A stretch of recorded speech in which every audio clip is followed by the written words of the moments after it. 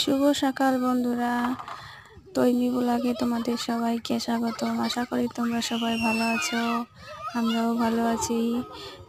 আজ চলে এলাম একটা ছোট্ট মিনি ব্লগ নিয়ে। তোমাদের আজ দেখাবো আমাদের বাড়িতে কি কি সবজি হয়েছে। আসলে এই সবজিগুলো কিন্তু আমাদের নিজেদের খাওয়ার জন্যই, বিক্রি করার জন্য না। তো বললাম তোমাদেরকে একটু শেয়ার করি, তাই চলে এলাই। দেখো কুমড়ো গাছ, বেশি একটা কুমড়ো ধরেনি, কুমড়ো গাছ। আগে গাছগুলো দেখো, তারপরে দুই একটা কুমড়ো আছে ছোট্ট ছোট্ট, যেগুলো দেখাবো। দেখেছ, কুমড়ো গাছ কিন্তু বেশি একটা ভালো হয়নি, তবে যা হবার হয়েছে। দেখতে থাকো বন্ধুরা। এই দেখো ছোট্ট একটা কুমড়ো ধরেছে, আরও আছে বন্ধুরা। এই দেখো আর একটা, দেখেছ, আর একটা কুমড়ো আছে কিন্তু এই যেখানে আছে। এই দেখো একটা বড় কুমড়ো হয়েছে। কিছুদিন পরে এই কুমড়োটা কিন্তু খাওয়া যাবে। এখন তো অনেক ছোট, এখনও খাওয়া যায়, তবে এখন ততটা টেস্ট লাগবে না। চলো তোমাদের গাজর গাছ দেখায়।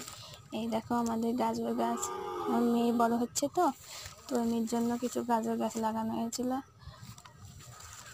দেখো এর ভিতরে অনেকগুলো ঘাস হয়ে গেছে, বুঝছো, ভাবছি পরিষ্কার করতে হবে, তো পরিষ্কার করা হয় না। এই দেখো গাজর গাছ, দেখছো,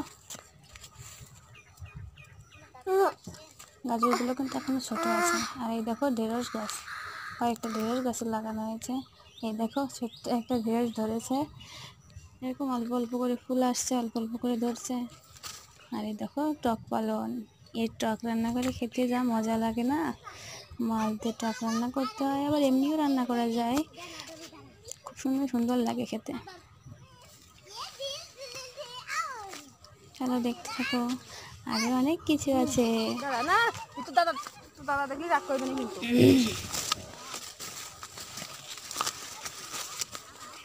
এই দেখো ডাটা, তারপর তোমার ডাটা খেতে দেখায়।